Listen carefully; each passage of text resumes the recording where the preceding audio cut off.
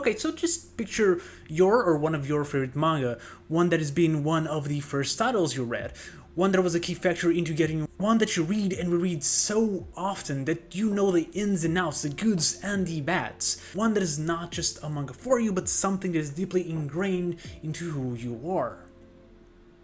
Now, imagine that more than a decade later, you find out that that manga is just a ripoff.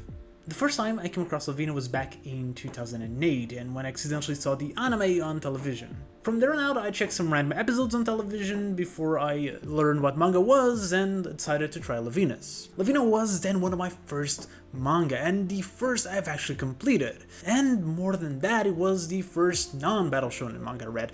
It was the first rom-com story I ever cared about. And part of that was probably because this was the first rom-com story I read after I had fallen in love for the first time. Love Hina was a big escape from the rejection that I had. A character who I thought was similar to me, falling in love and being rejected by a girl that was similar enough to my crush. While we're so far back removed from my teenage years, Love Hina has grown to be much more than that. It's a manga that I can count on to read and reread and always enjoy. The experience of reading it is always special. It's so massively nostalgic to me that I can help but feeling happy and relaxed when I'm reading it. But even discarding my experience with the manga, Love Hina still remains as an important landmark in manga history, especially when it comes to harem rom-coms. This manga was released in 1998, and I can definitely say that all the harem manga released this century were influenced directly or indirectly by it. Love Hina was massive during its run and the years following. It had anime adaptations, OVAs, specials, multiple novels, and video games. It won multiple awards, and it sold over 20 million copies.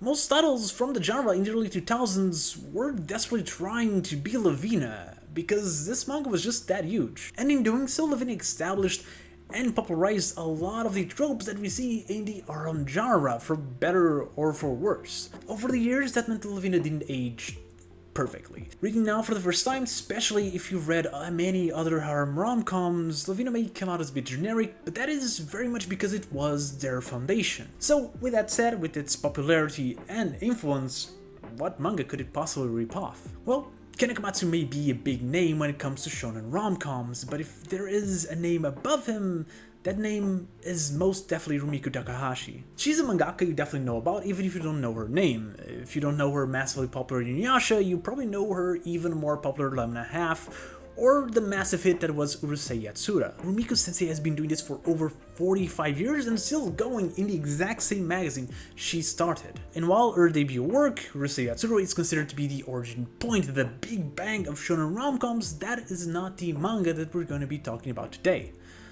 Rather, it is her follow-up manga, released in 1980, 18 years before Love Hina, in big comic spirits, making it a seinen, Maison Ikkoku.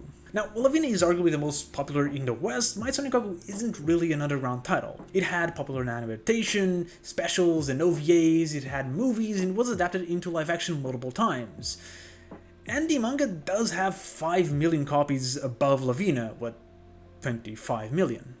It doesn't have 7 video games to its name, but then again, it is a 1980s manga. Looking back and researching this manga together, you'll find a lot of discourse from the early 2000s, a lot of anime fans discussing the similarities between the two, and some of them being outright angry at the rise of popularity of Love Hina compared to Maison Ikkoku. But me, having found Love Hina randomly in the late 2000s, I just wasn't aware of this discourse. The first time I heard Maison Ikkoku's name was actually mentioned that Ken Akamatsu had named it its biggest influence in Love Hina, so at least he owns up to the similarities. And more recently, with Viz redoing a lot of translations of old Rumiko manga, we finally saw a new and improved translation of Maison Ikkoku hit the shelf. So I decided to give it a go, expecting to see some inspiration, but not nearly as much similarities as I end up seeing. I mean, first of all, the story has the exact same premise. Both manga are about the relationship of a brand new manager of a complex of apartments and one of its tenants, with the male lead being nicknamed the Ronin because they're stuck studying for the exams to get into university after failing to enter before. Sure, The roles are reversed. In Love Hina, Keitaro is sent to manage the Inara Inn, a girls' dormitory, while he studies, ends up meeting and falling in love with Narusegawa, who's also studying to get into the same university. And in Maison Ikkoku, Godai is a failed student in a small boarding house who ends up falling in love with the new manager, Kyoko. Other similarities see both characters having a whole other apartment, 2 other rooms,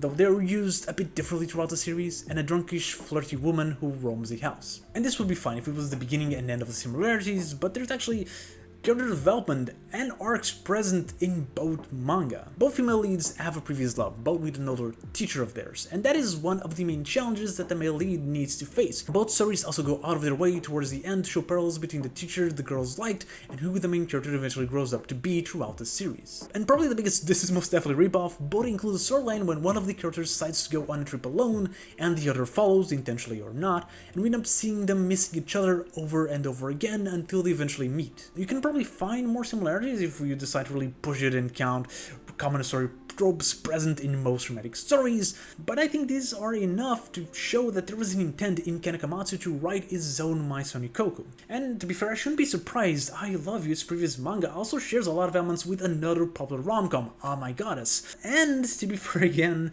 in both cases Akamatsu does go out of his way to make both manga his own. When I originally started writing this video, I wanted to use this example to start a discussion on taking inspiration from other stories. When is it too much? When is it enough? Is taking the entire premise of a story okay, or is it fair to call it a ripoff? And in the end, I would conclude that, at least in the case of Love Hina, I think it's okay.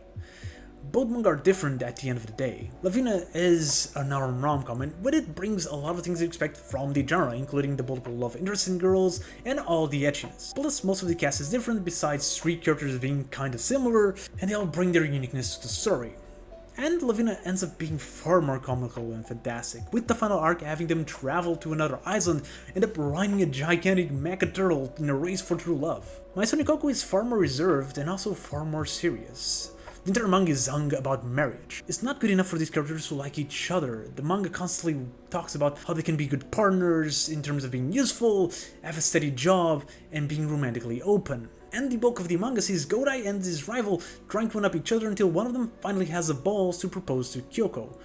Compared to that, Love Hina doesn't really have a romantic rival for Keitaro. And the fact that Kyoko is a widow also hangs on this manga the entire time. They grab the same premise, but they tell different stories, even if Akamatsu pulls from Ikkoku's well of ideas a little bit more often than he should. And I think it's okay to do that. No story is completely original, and with almost 20 years separating both releases, I don't think it's wrong for Akamatsu to try to do his own take on the same basic idea.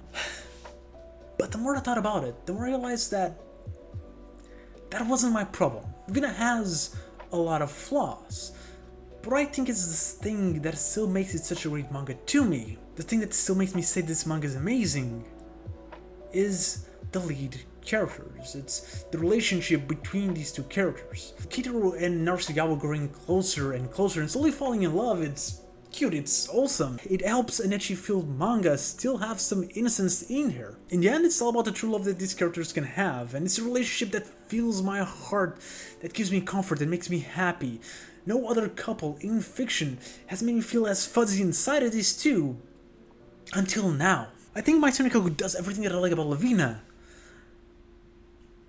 but better. Reading this manga for the first time was weird. I felt nostalgic, incredibly so. It felt like I was reading manga for the very first time, like I was experiencing the wonders of getting this medium again. It made me go back to 2008, and it gave me the exact same feeling that a Love Hina reread gives me, with a caveat that this is a brand new story that I'm experiencing. One that actually is everything that I like about Love Hina, but refined. Maison Ikkoku is now better than one of my favorite manga of all time, except it isn't. It can't. I mean, sure, it would be easy for me to go on Analyst or Minimalist and put it as a 10 of 10 and drop Love Hina to 9.5, or put Maison Ikkoku above Love Hina in a random list about my favorite manga, as I think it's better, and I honestly enjoyed it more, but I can't. Love Hina isn't just a manga to me. It's something that is deeply ingrained in who I am. Maison Ikkoku can be the best thing I've ever read, but it can't be the one that get me to explore the medium for the first time. It can't be the first manga that I finish. It can't be the manga that helped me deal with my first rejection. It can't be the manga that I reread at the lowest point in my life to see if I could still feel happiness and help me realize that yes I could. Over the years, some stories are just going to outgrow their status as stories for you. They'll be your friends, they'll be part of your life, they'll be part of you. They'll have meaning besides their original intent. So how do you deal with realizing there's something better in every way that replaces its position but can't replace the history that you guys had together? I don't know. This video doesn't have an answer. I don't know. I'm just confused and weirded out. I love reading Maison Ikkoku. I finished that manga wanting to read more. I loved every moment, and part of me still wants to reject it, because accepting that might mean leaving a part of me behind, and I can't. For more existential crises involving manga, may I recommend the video on the left where I talk about being 30 and still liking Japanese comic books. I swear it's fun. And if you're still here, thank you very much. I'll see you next video.